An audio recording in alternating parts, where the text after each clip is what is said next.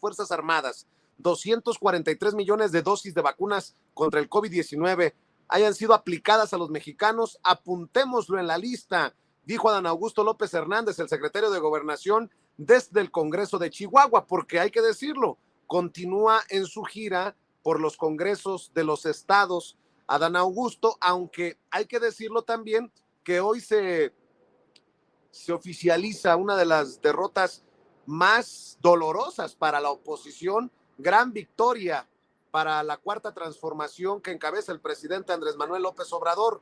La Cámara de Diputados realizó la declaratoria de constitucionalidad de la reforma que extiende hasta 2028 la permanencia de las Fuerzas Armadas en tareas de seguridad, luego de que 20 de 32 congresos locales avalaron las modificaciones al artículo 5º transitorio.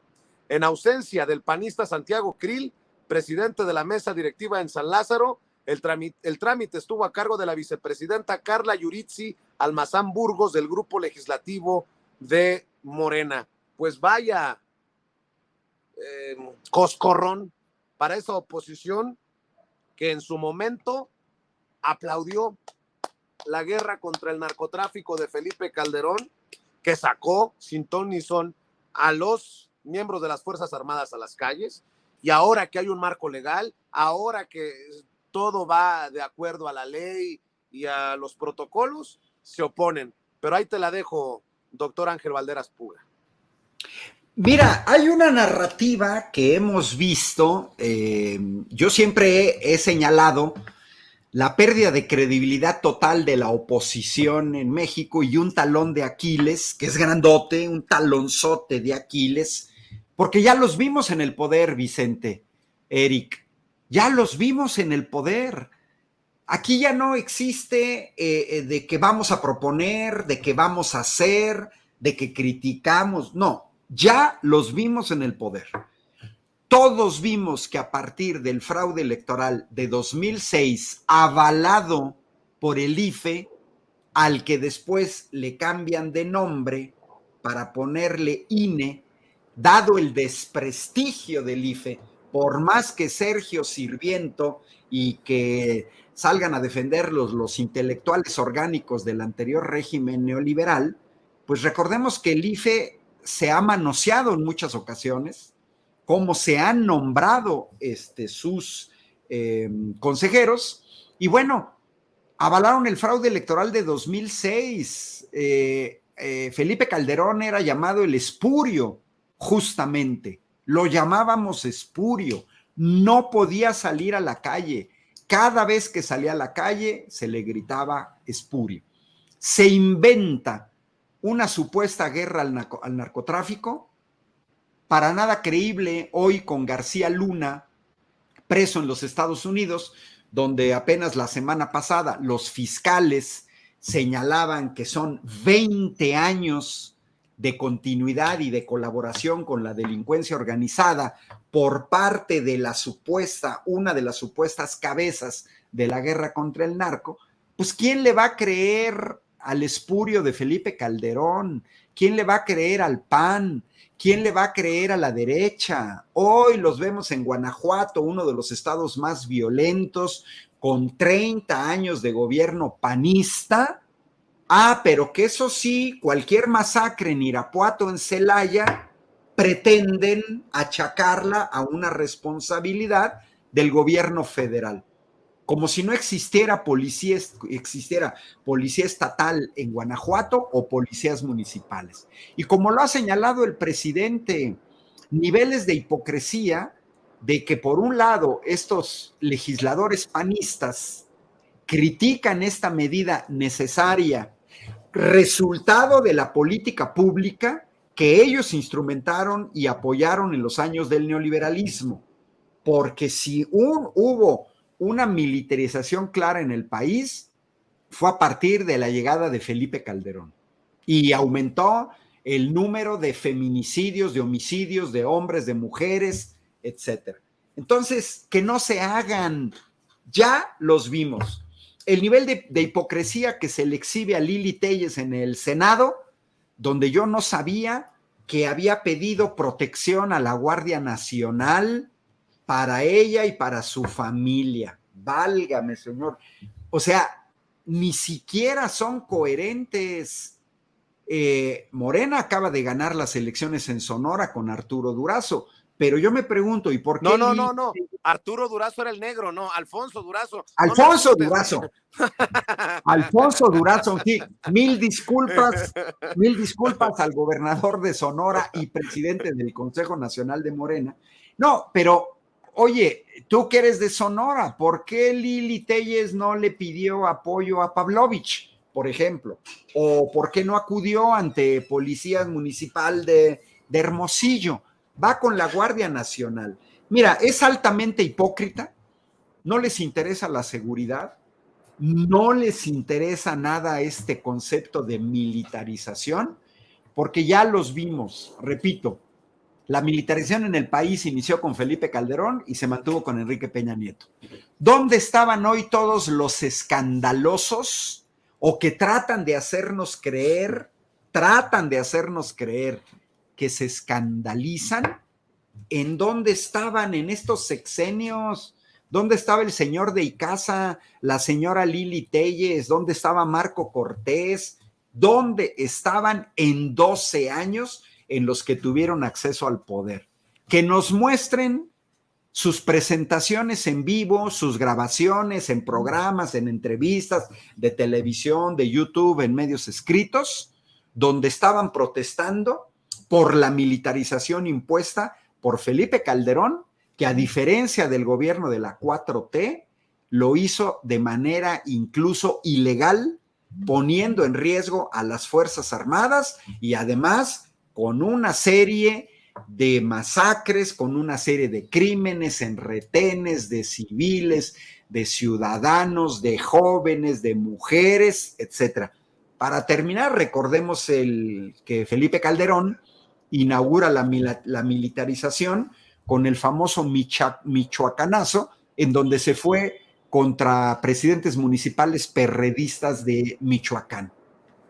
Mira, ahora sí que el que les quiera creer, pues no sé quién les quiera creer en este país, pero al menos millones de personas en este país no les creemos ni pizca, pero ni pizca de que estén preocupados por una supuesta militarización.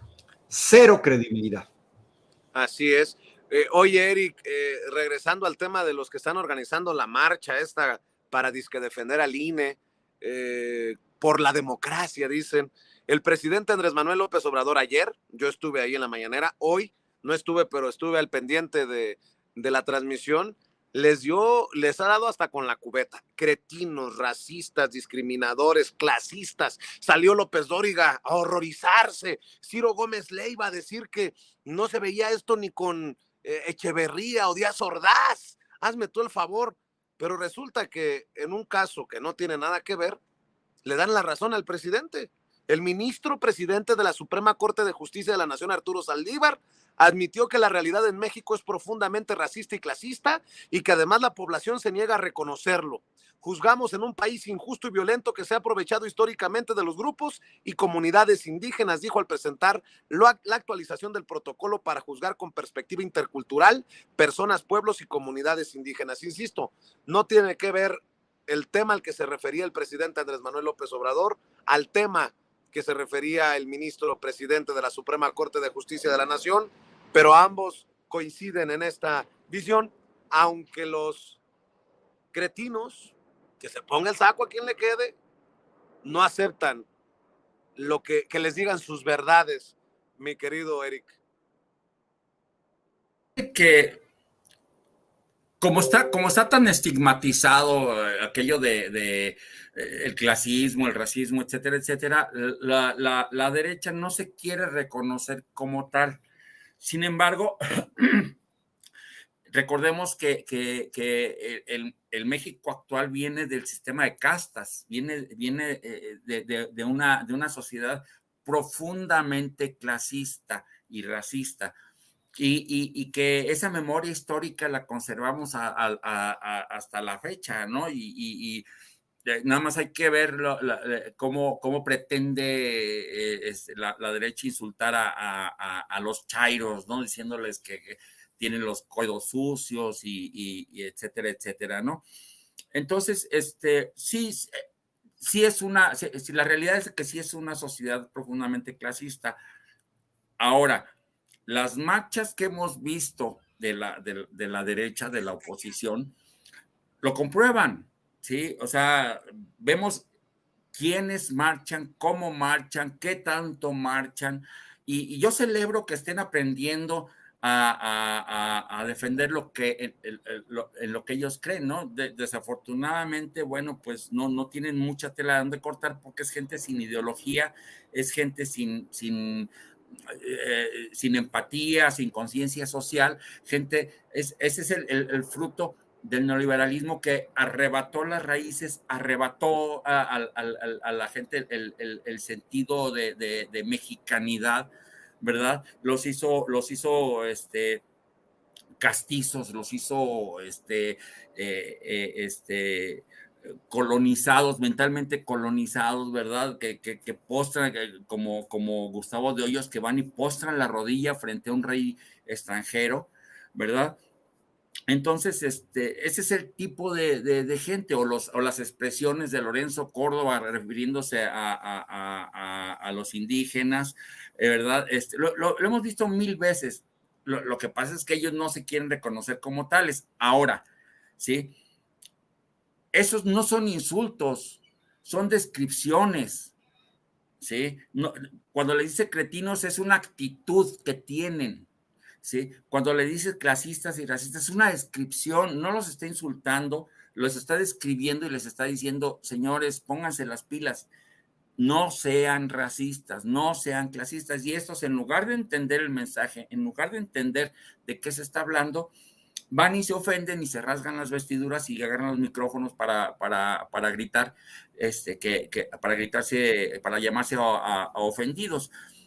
Y llegan a extremos, como hizo Lili Telles, de decir que López Obrador odia a los católicos, ¿no? Cuando lo que dijo López Obrador fue que van a misa y luego van y ofenden, y luego van y agreden, y luego van e insultan, ¿sí? Es la hipocresía, ¿sí? de la gente precisamente como Lili Telles, ¿no? Se estaba describiendo la actitud que tiene Lili Telles, ¿no? Pero ella va y dice que está tratando de trasladar la narrativa para decir que odia a los católicos, y Lili Telles los ejemplifica muy bien a la derecha, porque no es gente que tenga ideología o que tenga un programa o que tenga nada, ¿sí? Simplemente es gente como Lili Telles y como muchos otros, ¿sí?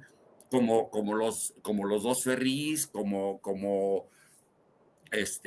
muchos otros, que simplemente quieren ver el mundo arder. Eso es todo lo que quieren, no quieren ninguna otra cosa, porque Pedro Feliz III ni siquiera tiene privilegios que recuperar, los tenía su papá, pero él no tiene privilegios que recuperar. Lili Telles, pues no era nadie antes de que la trajera López Obrador, ¿sí? Entonces no perdió privilegios, eso es gente que nada más quiere ver el mundo arder, eso es todo lo que les interesa, ¿verdad?